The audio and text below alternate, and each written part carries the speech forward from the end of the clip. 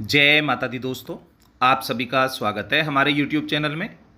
दोस्तों, देवगुरु बृहस्पति कर्क राशि में रहते हुए 19 अगस्त को आश्लेषा नक्षत्र में प्रवेश कर जाएंगे। तो ऐसे में गुरु का नक्षत्र परिवर्तन कुछ राशि के लोगों की तिजोरी भरने में है। यानी ऐसी कौन सी राशियां हैं जिन पर गुरु की विशेष कृपा होगी, जानते हैं सभी के बारे में। दोस्तों, आगे बढ़ें इससे पहले आपसे निवेदन है, हमारे YouTube चैनल को सब्सक्राइब कर लें, बेल आइकन को प्रेस कर लें। दोस्तों, ग्रहों के गुरु बृहस्पति 19 अगस्त 2026 की सुबह 3:37 पर आश्लेषा नक्षत्र में प्रवेश करेंगे। इस समय गुरु कर्क राशि में ही रहेंगे। आश्लेषा कर्क राशि का अंतिम नक्षत्र है और इसके स्वामी बुधदेव हैं।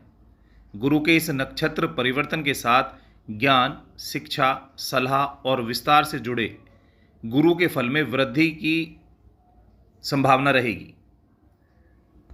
पंचांग के अनुसार गुरु 19 अगस्त को आश्लेषा के पहले चरण में प्रवेश करेंगे और 3 सितंबर तक इसके पहले चरण में रहेंगे।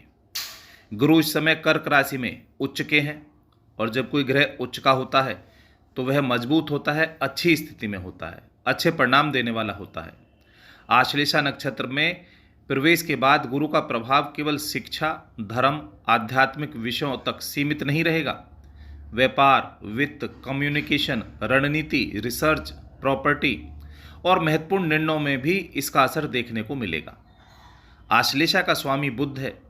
बुध और गुरु दोनों ज्ञान से जुड़े ग्रह हैं, मगर दोनों की कार्यशैली अलग है।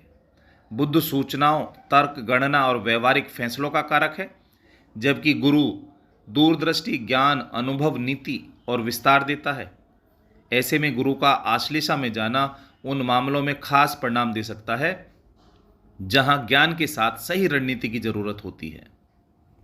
तो दोस्तों, जानते हैं किन राशि वालों के लिए यह नक्षत्र परिवर्तन शुभ रहने वाला है। पहली राशि है मिथुन राशि। मिथुन राशि से कर्क दूसरा भाव है।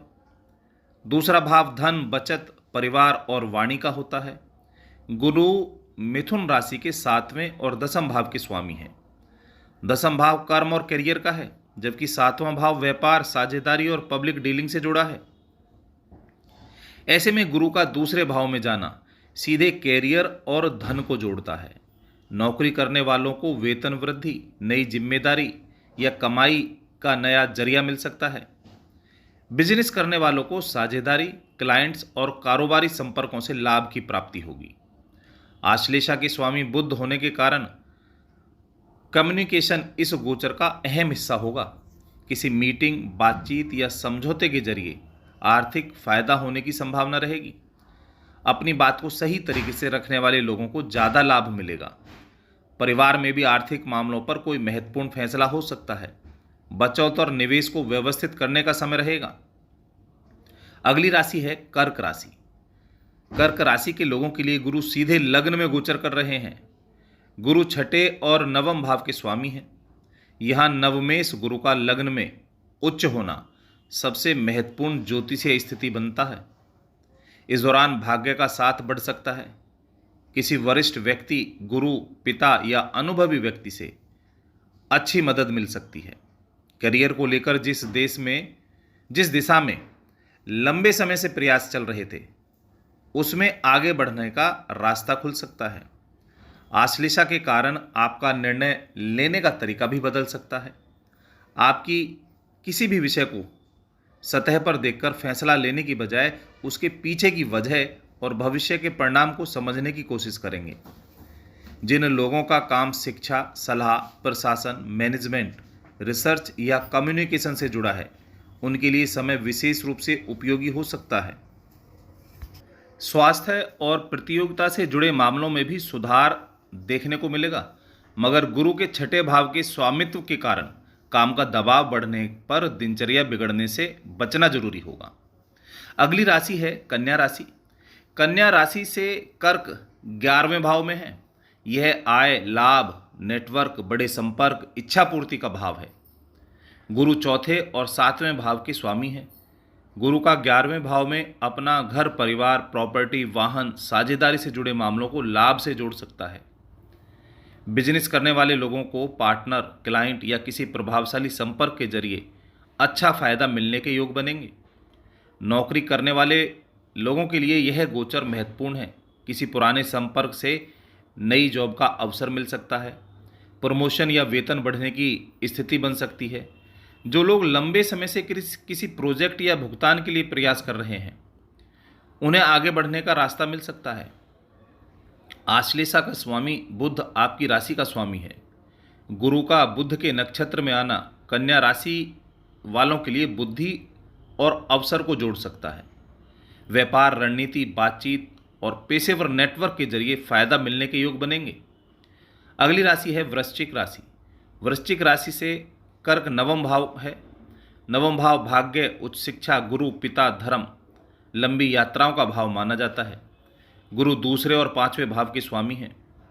दूसरे भाव का संबंध धन से, 5वें भाव का संबंध शिक्षा, बुद्धि, संतान से होता है। इन दोनों भावों के स्वामी गुरु का नवम भाव में उच्च होना बेहद मजबूत स्थिति बनाता है। इस गोचर में धन और भाग्य के बीच सीधा संबंध बन सकता है। किसी वरिष्ठ व्यक्ति या गुरु के मार्गदर्शन से काम बनेगा। उच्च शिक्षा की योजना आगे बढ़ सकती है। प्रतियोगी परीक्षा, रिसर्च, विशेषज्ञता वाले क्षेत्रों में सफलता के मौके बढ़ेंगे। विदेश यात्रा, तीर्थ यात्रा या दूर स्थान से जुड़े अवसर भी सामने आ सकते हैं। पिता या गुरु समान व्यक्ति से सहयोग मिलने की संभावना रहेगी। आश्लेषा बुध का नक्षत्र है, इसलिए रिसर्च, साइकोलॉजी, डेटा इन्वेस्टिगेशन, ज्योतिष, जटिल विषयों को समझने वालों के लिए यह समय विशेष उपयोगी हो सकता है। दोस्तों, अगली राशि है मीन राशि। मीन राशि के लिए कर्क पंचम भाव है। पंचम भाव शिक्षा, संतान, बुद्धि, प्रेम और भविष्य की योजनाओं का प्रतिनिधित्व करता है। सबसे खास बात है, गुरु स्वयं मीन राशि के स्वामी हैं, दसम भाव के भी स्वामी हैं, यानी लग्नेश और कर्मेश गुरु पंचम भाव में उच्च स्थिति में है। यह स्थिति कैरियर और बुद्धि को मजबूत संबंध बनाएगी। छात्रों के लिए पढ़ाई में बेहतर परिणाम आने की संभावना रहेगी।